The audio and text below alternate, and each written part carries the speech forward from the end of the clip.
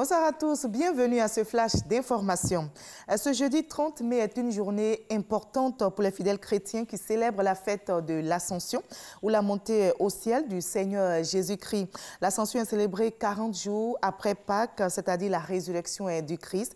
Ici en Côte d'Ivoire, l'événement, vous allez le voir, a été marqué dans plusieurs paroisses où des messes ont été dites. Nos reporters Pierre Dipomelin et Issa Chunayeo ont fait un tour dans quelques lieux de culte, précisément à la paroisse Saint-Jacques.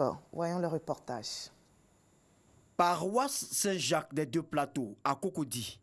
Il est 8 heures. Cantique et prière rythment la messe. C'est la célébration de l'Ascension. Un message d'amour est livré aux fidèles. Le message de Jésus-Christ s'adresse donc à tous les hommes. Et ce message, c'est le message d'amour, le message de paix.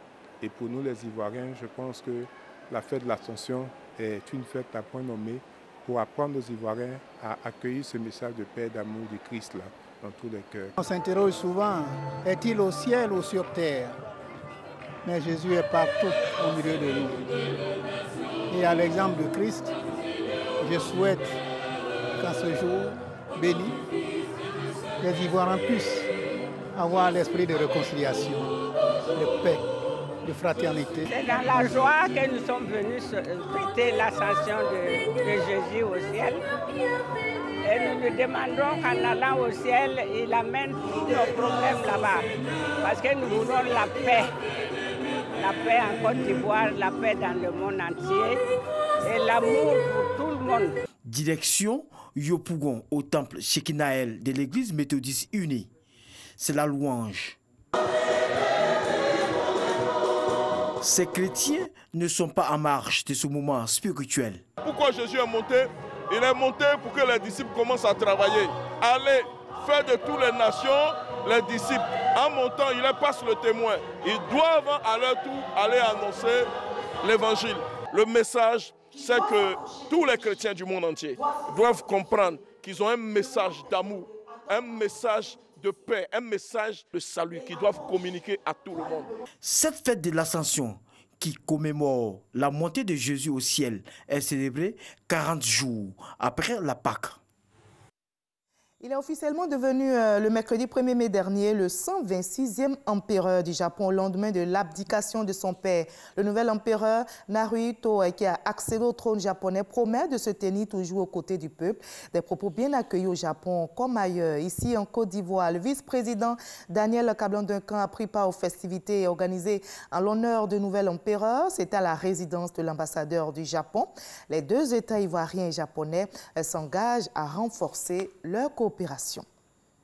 La France et la Côte d'Ivoire affichent aussi leur volonté de renforcer leurs liens d'amitié et de coopération. Les opérateurs économiques de Bordeaux et de Côte d'Ivoire vont nouer des partenariats d'affaires. Une action rendue possible à la faveur du forum organisé à Bordeaux, en France, par l'association Aquaba des Ivoiriens de Gironde, en collaboration avec la Chambre de commerce et d'industrie de Côte d'Ivoire. La dépouille d'Étienne Tshisekedi est en route pour Kinshasa après un report. L'opposant, figure de l'histoire du Congo et père de l'actuel président Félix Tshisekedi, a quitté Bruxelles jeudi pour Kinshasa, c'est-à-dire aujourd'hui. Plus de 2 ans donc après son décès, l'ex-opposant et premier ministre sera inhumé chez lui en RD Congo ce samedi. Étienne Tshisekedi, je rappelle, est décédé à l'âge de 84 ans le 1er février 2017 à Bruxelles où il venait se faire soigner. 3 jours de funérailles et d'hommages populaires en sa mémoire sont prévus. En bref, au Mali, le groupe de réflexion internationale Crisis Group ICG recommande au gouvernement malien de tenter un dialogue avec les djihadistes et leurs partisans en vue de sortir du cycle de violence intercommunautaire dans le centre du pays. Une proposition que ne rejette pas du tout le gouvernement malien afin de ramener la paix dans le centre du Mali. Moins de 2 mois après les dernières législatives, un nouveau scrutin anticipé a été convoqué. C'est une première dans l'histoire d'Israël.